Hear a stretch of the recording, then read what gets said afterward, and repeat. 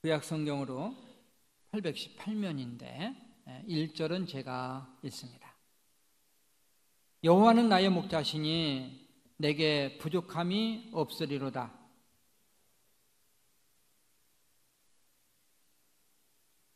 내 영혼을 소생시키시고 자기 이름을 위하여 의의 길로 인도하시는도다.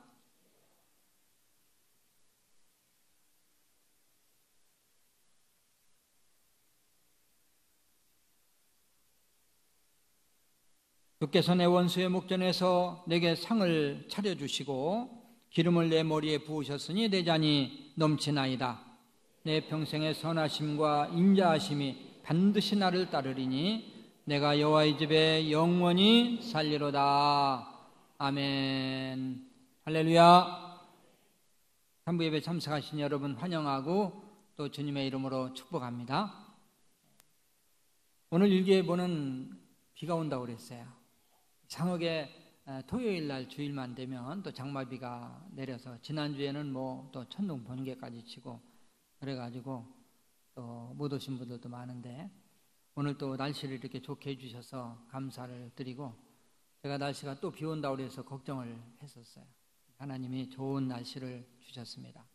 또 휴가철인데도 이렇게 많은 성도들 나오셔서 같이 예배를 드리게 돼서 감사하게 생각하고 참석한 여러분들 하나님이 기억하시고 복 내려주실 것을 믿습니다. 우리 서로 인사 나누겠습니다. 안녕하십니까? 잘 오셨습니다.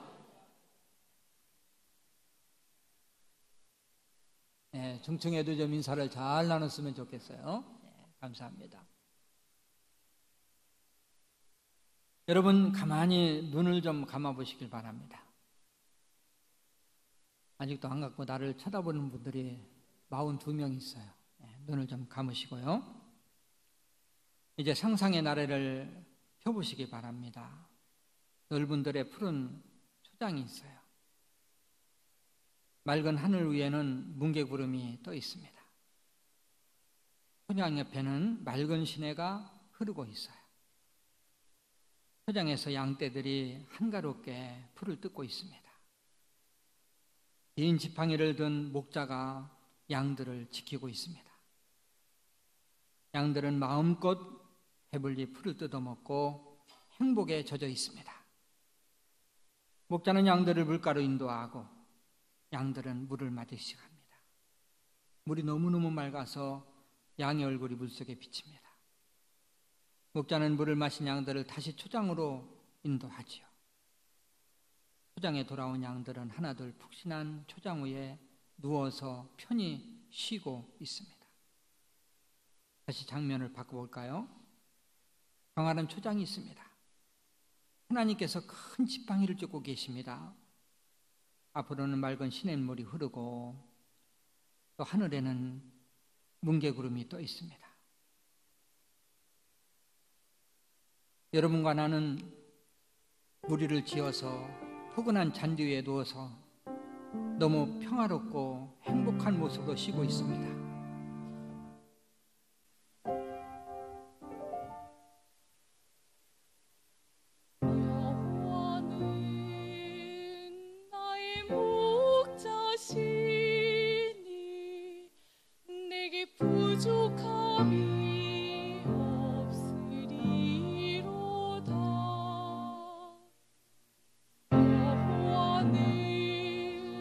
나의 목자시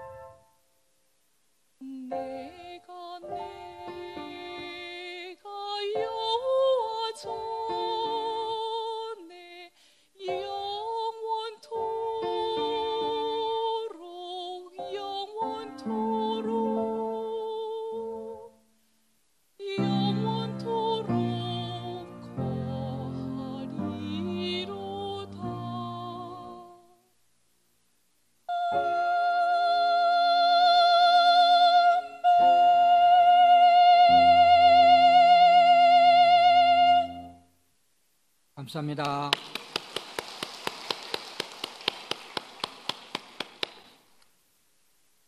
나는 코 골고 주무시는 분이 있을까봐 굉장히 염려를 했는데 그래도 다 눈을 뜨셨습니다. 여러분은 짧은 시간이지만 시인이 돼 있었어요. 다윗이 시편 23편을 지을 때 이런 시상으로 시를 지어서 찬양하지 않았는가 싶습니다. 오늘은 지난주에 이어서 두 번째로 시편 23편 말씀을 나눕니다. 여호와를 목자로 삼고 살면 어떤 삶이 이루어질 수 있을까? 첫째는 부족함이 없는 삶. 지난주에 같이 나눈 말씀이죠. 우리 1절을 같이 한번 읽어봅니다. 여호와는 나의 목자시니 내게 부족함이 없으리로다. 아멘. 오늘은 두 번째, 여호와를 목자로 삼고 살면 풍성하고 평안한 삶이 우리에게 주어집니다. 풍성하고 평안한 삶. 1절은 제가 읽고 2절은 여러분들이 읽죠. 여호와는 나의 목자시니 내게 부족함이 없으리로다.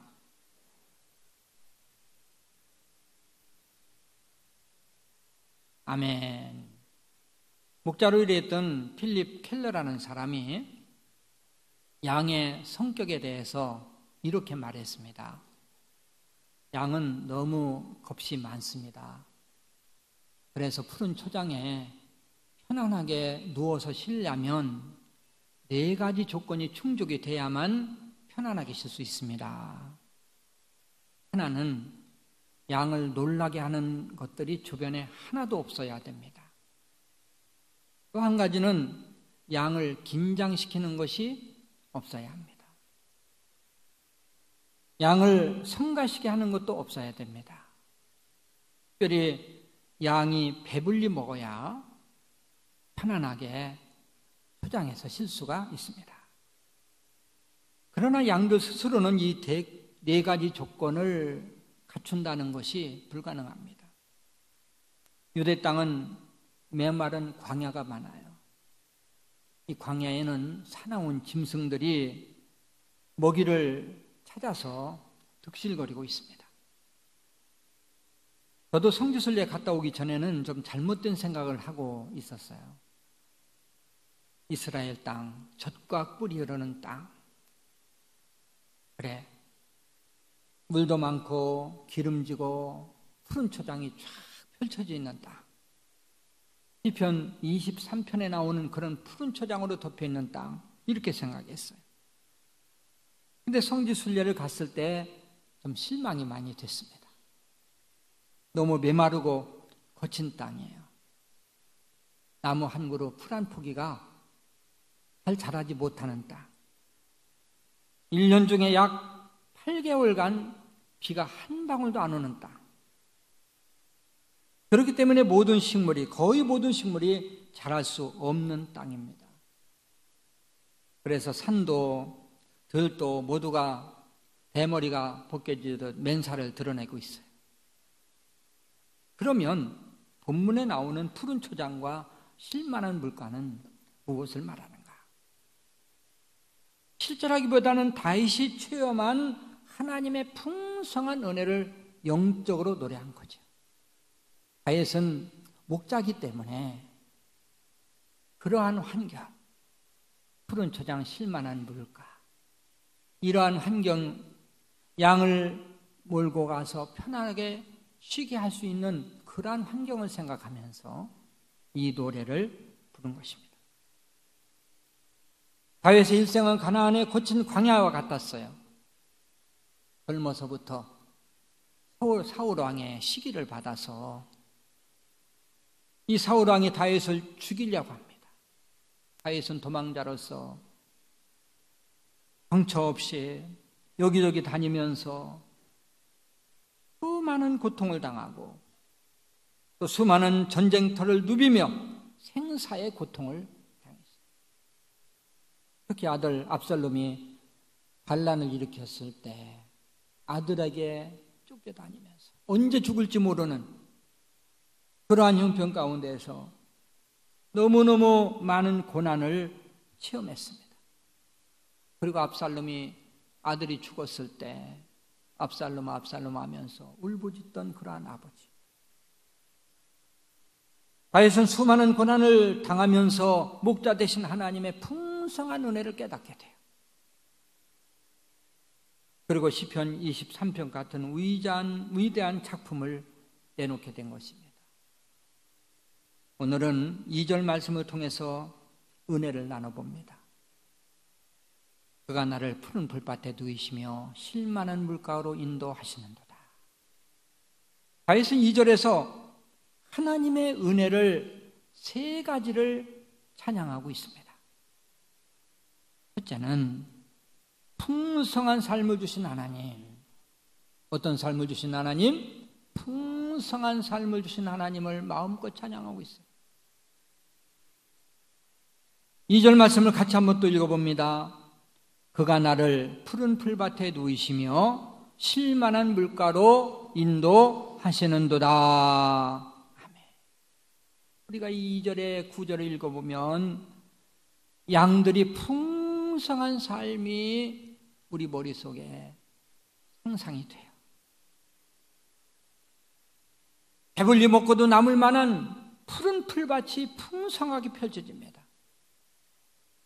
여호와 하나님을 목자로 삼고 살면 풍성한 삶을 살 수 있다. 우리에게 먹을 양식을 공급하시는 목자가 바로 하나님이시기 때문에 목자는 양을 절대 굶기지 않습니다. 하물며 하늘에 계신 하나님이 우리를 굶기실까요? 여러분, 삼성의 이건희 씨 아들이 양식이 없어서 굶어 죽어가고 있다는 소리 들어보셨습니까? 돈이 없어서 등록금을 못 낸다 소리 들어보셨습니까? 또 집이 없어서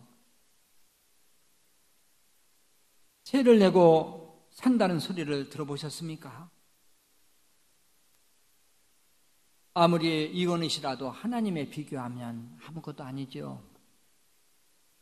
큰 마트에 과자 봉지 하나 들은 것만도 못한 재산이에요. 하나님에 비하면 이건희 씨가 바로 그렇습니다. 우리는 하나님의 아들이며 그분의 양입니다. 그분이 어찌 하나님을 목자로 삼는 여러분과 나를 굶기실까요? 그분은 여러분들에게 풍성한 삶을 주시기를 기뻐하신다는 사실을 믿으시길 바랍니다. 할렐루야. 그러나 우리가 알아야 될 것이 있어요. 목자는요, 양이 하고 싶은 대로 그대로 놔두지는 않습니다. 풍성한 길로 인도하시되 하나님이 통제를 한다는 거예요. 양을 마음대로 놔두면요, 잘못된 걸 가다가 죽는 수가 있어요. 양은 참 미련한 동물입니다. 그래서 목자 없이는 하루라도 살 수 없는데, 또 통제가 없으면 스스로 살 수 없는데요, 먹는 것만 해도요, 양은 미련해서 먹을 것이 있으면 한없이 먹다가 죽는데요. 그런 경우도 있답니다. 그래서 양들이 더 먹으려고 해도 목자가 강제로 모는 거예요.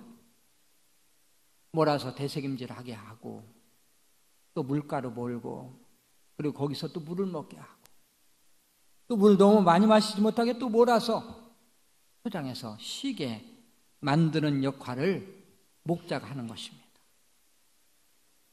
하나님께서는 우리에게 때때로 내가 가고 싶은 길이 아니지만 가게 할 때가 있어요. 내가 당하지 않아야 되는 일을 당할 때가 있어요. 그것은 하나님이 우리를 강제로 하나님이 원하신 길로 가게 하기 위한 하나님의 조치, 즉 하나님의 징계라는 사실을 알아야 됩니다. 우리가 잘못된 길로 갈 때는 하나님 우리에게 사인을 주세요. 어려운 고난을 주세요. 그래서 바른 길로 인도하기를 원하시는 분이 하나님이십니다. 양의 특성은요, 편한 것만 추구해요. 그리고 스스로는 앞으로 나가려고 안 해요. 우리들 역시 마찬가지입니다. 우리 스스로 알아서 순종하고 말씀에 따라서 앞으로 좀 나가고 이러면 얼마나 좋겠습니까? 얼마나 하나님의 사랑하시겠어요?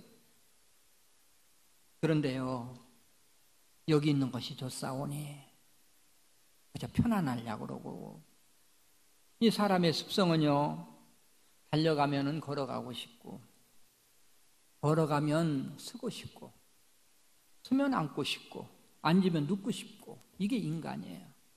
자꾸 편한 것만 추구합니다. 우리는 하나님의 양입니다. 하나님께서는 우리가 스스로 앞으로 나가려고 하지 않을 때, 우리 하나님께서는 물리적인 방법으로 우리에게 사인을 주세요. 채찍을 들 때도 있어요. 그렇기 때문에 우리에게 닥쳐오는 고난은 하나님의 사인으로서, 하나님이 나에게 어떤 하나님의 뜻을 알게 하기 위한 하나의 과정이구나. 닥쳐오는 고난이야말로 하나님께서 더 좋은 곳으로 인도하기 위한 하나의 과정이라는 사실을 믿으시길 바랍니다. 할렐루야. 첫째는 풍성한 삶을 주시고, 두 번째는 평안한 삶을 주시는 하나님을 찬양했어요. 푸른 풀밭에 누이시며 쉴만한 물가로 인도하시는도다. 우리는 시편 23편 2절을 읽어보면요, 너무너무 평안한, 마음이 평안해져요. 읽기만 해도 평안해져요. 여호와를 목자 삼고 살면 평안히 쉴 수 있도록 인도해 주겠다. 또 인도해 주신 하나님을 찬양하는 것이 다윗의 찬양입니다. 여러분, 우리 교회 신문 있지요. 1년에 한두 번밖에는 제작을 안 합니다만은, 신문 이름이 뭔지 아십니까? 관심 없다고요? 푸른 초원. 아마 신문 이름이야 많이 알겠죠. 얼마 전에도 또 나눠드렸으니까. 푸른 초원. 바로 시편 23편 2절 말씀을 따온 이름이에요. 2003년도에 교회를 갱신하고 신문을 만들 때, 또 교육자들, 또 그 다음에 그때 멀티 사역팀이 있었거든요. 그 사역팀 같이 모여가지고 어떤 이름을 지을까 굉장히 기도하면서 고심했는데, 푸른 초원이라는 이름으로 결론이 났습니다. 그것은 그때 마침 우리 교회가요, 구역을 목장으로 이렇게 바꾸면서 제가 기도하면서, 목장면은 목장이 모여서 뭘 만들어야 될까? 이래서 목장 위에 초원, 목장 5목장 6목장을 초원으로, 또 초원이 모여서 이제 교구가 되는 그러한 조직을 하는데, 기도하면서 초원이라는 이름을 제가 생각을 해냈었어요.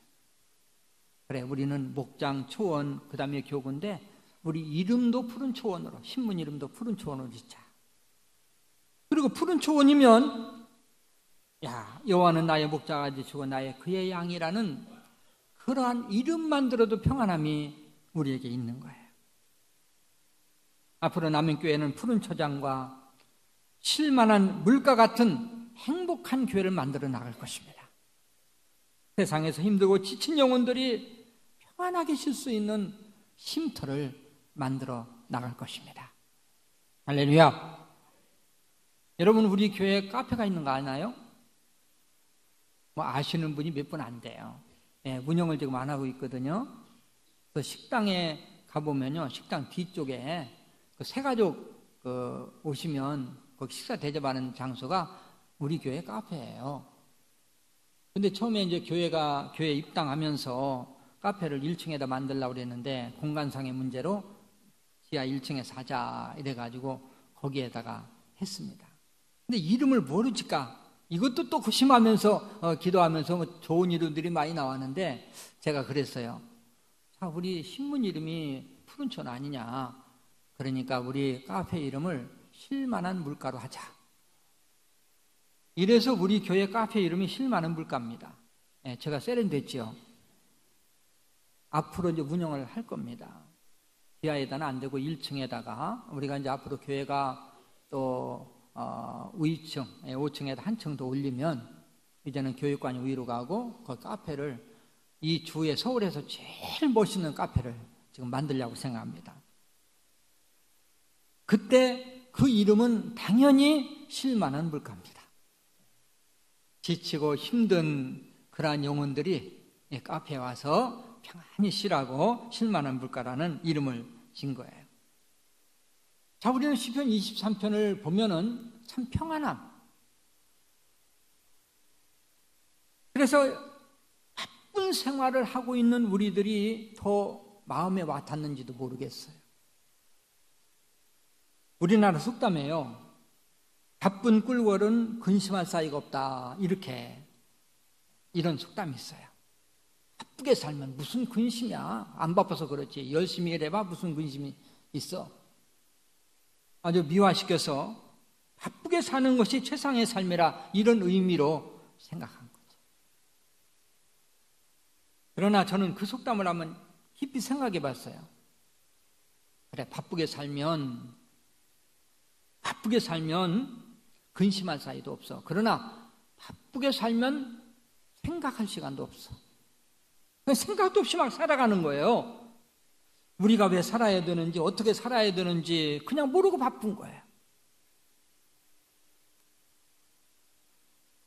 세상에서 불쌍한 사람은요, 내가 왜 살아야 되는지, 왜 일해야 되는지 이거 모르고 사는 사람, 또 일하는 사람이에요. 꿀벌은 바쁘게 살지 몰라도 알을 낳는 여왕벌은 바쁘게 살지 않아요. 로얄 젤리를 먹으면서 몸보신을 하면서 알 낳을 준비를 하는 거죠. 우리는 꿀벌처럼 바쁘게 움직이면서 살 때가 있습니다. 그러나 동시에 여왕벌처럼 좀 여유롭게 푸른 초장, 쉴만한 물가도 좀 찾아서 열을 가지고 내 스스로를 생각하고 과거, 현재, 미래를 돌아보면서 좀 비전을 가질 수 있는 그러한 여유도 우리에게 필요한 거예요. 이 안소니도 멜로라는 사람이 시를 썼는데요. 현대생활의 비유라는 시입니다. 동물들이 함께 모여서 인간들이 너무 못 살게 군다고 막 원망을 해요. 소가 울먹이면서 말합니다.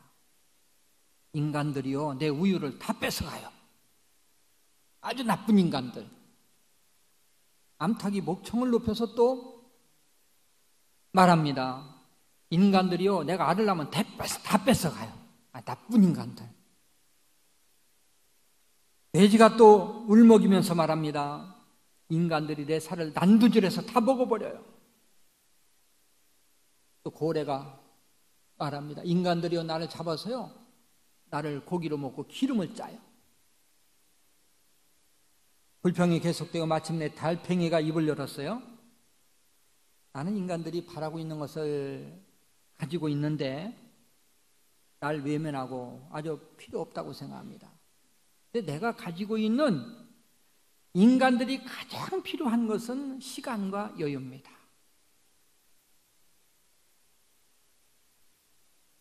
사람들은 당장 필요한 것만 추구하죠. 소에게서 우유를 뺏어다 먹고 또 닭에게서 달걀을 뺏어다 먹고 그 다음에 돼지 또 다른 동물들 닥치는 대로 잡아먹고 먹는 데는 또 우리 한국에 일가견이 있잖아요. 네? 탕도 먹고. 그런데 달팽이는 아무 쓸모없는 생물이라고 예면해요.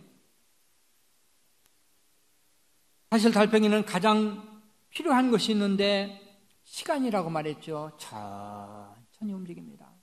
너무너무 천천히 여유롭게 움직여요. 이 달팽이에게서 그 남는 시간을 뺏어올 수 있는 사람, 뺏어다 내 것으로 만드는 사람, 이런 사람은 진짜 지혜로운 사람이죠. 우리는 지금까지 너무 바쁘게만 달려왔어요. 이제 좀 생각을, 여유를 가지고 좀 생각하면서 살아야 돼요. 그러면 여러분이 이렇게 말할 거예요. 목사님, 누구는 바쁘게 살고 싶어서 사나요? 먹고 살라니까 할 수 없어요. 목구멍이 포도청이라고. 내가 바쁘게 안 살면 우리 식구들, 딸린 가족들이 다 굶어 죽는데요.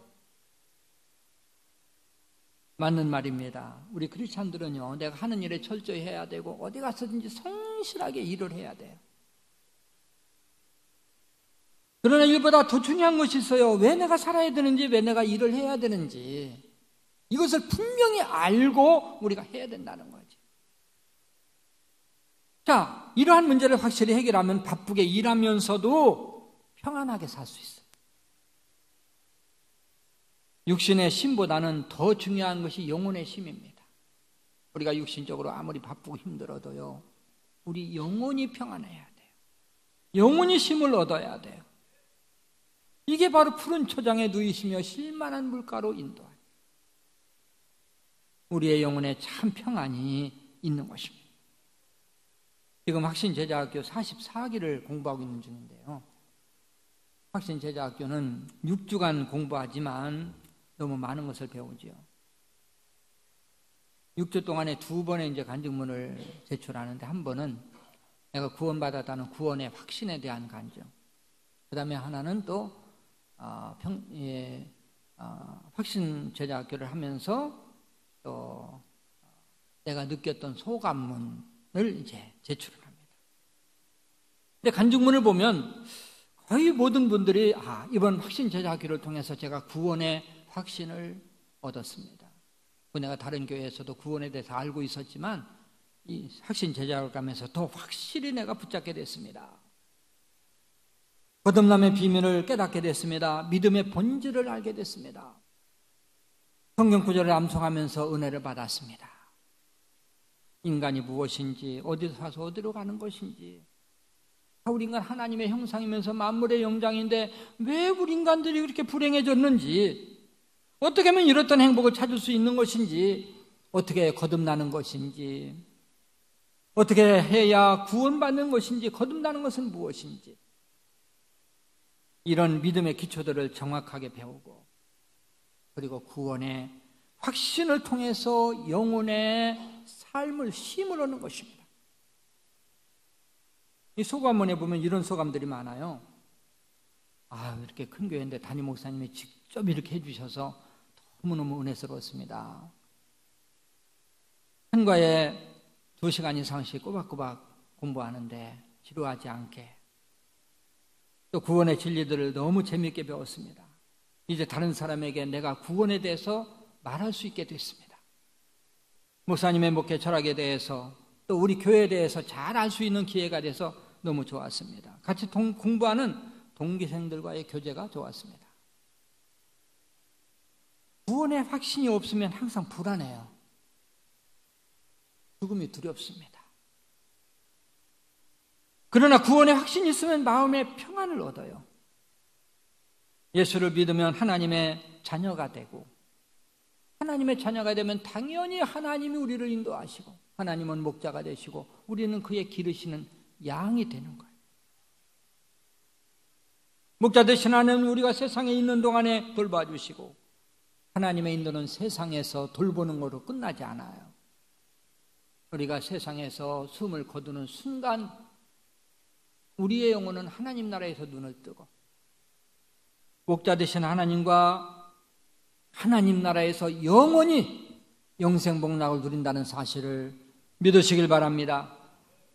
양은요, 목자만 따르면 돼요. 무엇을 먹을까, 무엇을 마실까, 어디로 가야 되나, 어디서 자야 되냐, 이건 목자가 결정하는 거예요. 양이 결정하지 않아요.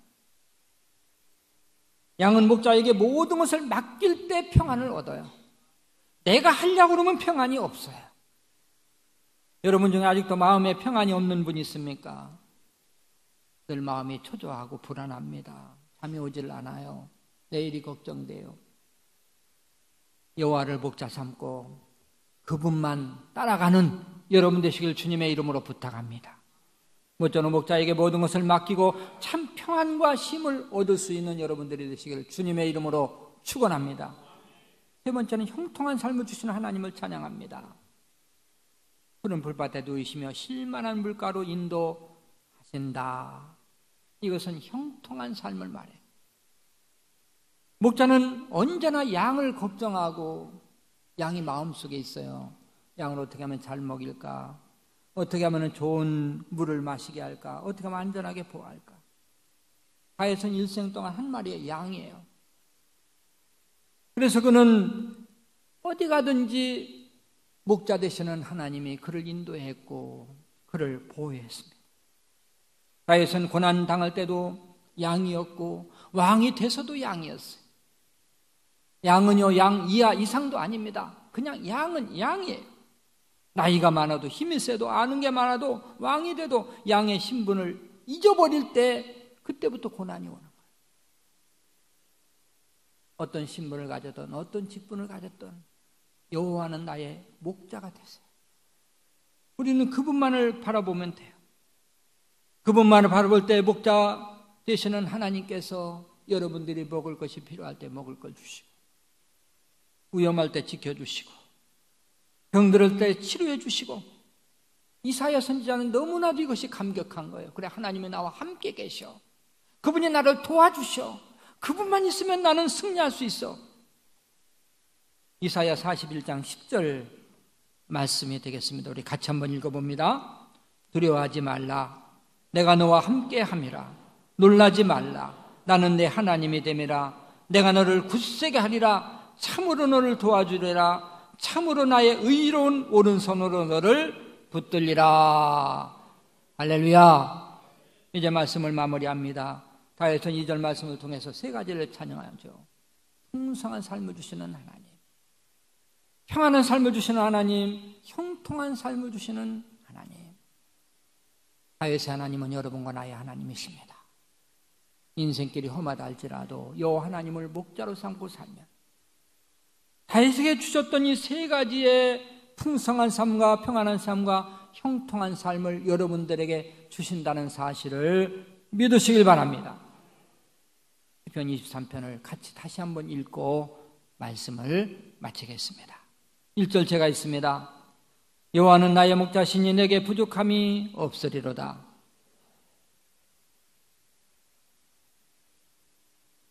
내 영혼을 소생시키시고 자기 이름을 위하여 의의 길로 인도하시는도다.